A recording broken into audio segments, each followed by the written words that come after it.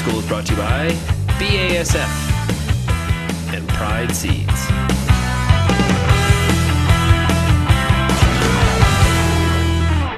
Hi, I'm Bernard Tobin and welcome to RealAgriculture.com. We are here at the University of Guelph today. We're joined by Greg Stewart, alma mater Corn Lean. Welcome, Greg. All right, good to be here. Hey, we're going to talk a little bit of nitrogen. We're going to get the chalkboard, put it to work. You've got some chalk. Yeah. But first, let's talk about that magic number. The magic number. For nitrogen. What is the number?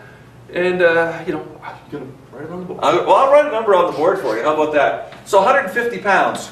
150 pounds of nitrogen is a decent recommendation if you're a reasonably high yielding guy. So say you've got a yield goal of 185 bushels per acre, you're on a loam soil, you've got the price of corn sort of figured for this year and what you're going to pay for nitrogen, and maybe your previous crop was corn after wheat and you've removed the straw. You punch that into the nitrogen calculator, you'll come up with a number of about 150 pounds of pre-plant N. The problem is, for how many fields and how many years and how many conditions does that 150 pounds get it right? Well, that's part of the challenge. If you go to the calculator, which is on GoCorn, spell corn.net, right? GoCorn.net, you can punch in your field description, sandy loam, clay loam, last year was corn, or last year was soybean, and you'll come up with a pretty good ballpark number as to what your nitrogen rate should be. But if you want to get a little more strategic, right, then you've got to think about other things that might influence what is the right nitrogen rate for your cornfield. Now, you've been talking strategy all winter long I at have. meetings, and I've seen you talk a few times. And one of the things you talk about, split nitrogen application. Now, what you're saying is pre-plant, go in there with 100 pounds, and then come back, side dress, with either 0, 50, 80, or 90. Yeah, right on. Some a little strategy here. So you got yourself a piece of chalk and a board. Take us through that strategy, Okay. and I'll figure out how many pounds we'll put down. All right, sounds good. So, yeah, it's a really intriguing question. What is the advantage to split applications versus putting it all down up front? So, what we talked about earlier, we had 150 pounds down up front, and we've contrasted that in the past few years of looking at corn. What if we change that to 100 pounds up front and 50 side dress? So, reduce the amount that's up front, reduce the amount that's at risk to being leached or denitrified, and then come back and top it up with 50. The intriguing thing we found is that if it's 150 up front and you contrast that to the identical total amount of nitrogen but split it, the advantage goes to the split, but not a huge advantage. $3, $4, $5, maybe $8 advantage after you factor in application costs for doing the split application versus the 150. What we've seen in the past 3 years is that if you really want to get some advantage to the split application, and like you alluded to, 100 pounds down up front, but then make a really good decision as to what that top-up rate might be. So, for example, in 2012, warm spring, not too much excess in terms of rainfall, little denitrification, not very much leaching. We came back to our plots that had 100 pounds, maybe plus some starter that would have added another 20. And guess what? The top-up, or the side dress rate on those fields, most often could have been, heavens forbid, 0.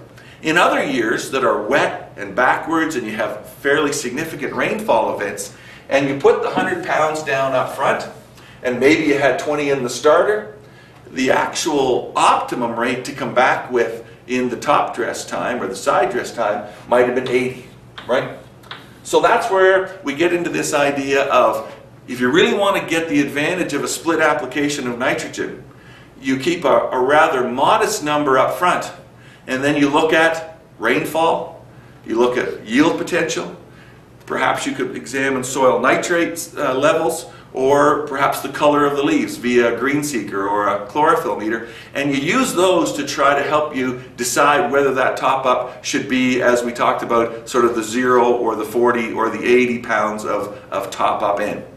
In our work, we have zeroed in on the soil nitrate test. So we'll go back to this idea of in our plots of putting down 100 up front, and then we do a soil nitrate test. In this case, which is sort of unique for the soil nitrate test, we actually sample right into that broadcast N. So even though we had sprayed UAN on this plot to the tune of 100 pounds of N per acre, we came back on June the 5th or June the 10th and sampled right into it, looking for some sort of a threshold nitrogen value that would guide us as to whether it's a year to top up a lot or go golfing or do something else. So our number is 36 ppm.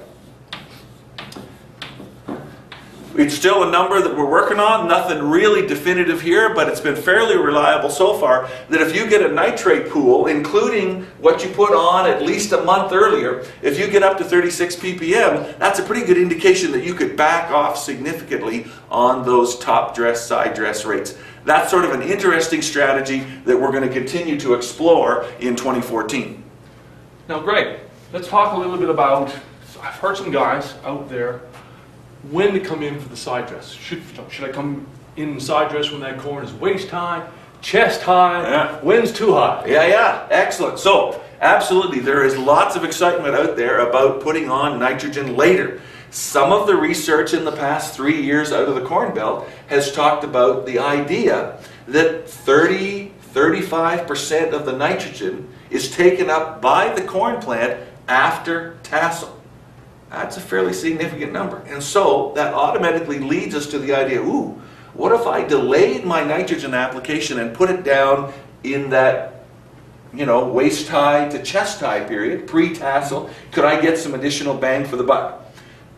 Nice idea. I think we need to just think it through a little bit. So if we go back to the chalkboard for just a second, traditional side dressers might have put 30 pounds of N down up front. And then they plan on putting the rest on at knee-high corn, right? 30 pounds carries it to knee-high, not much risk there.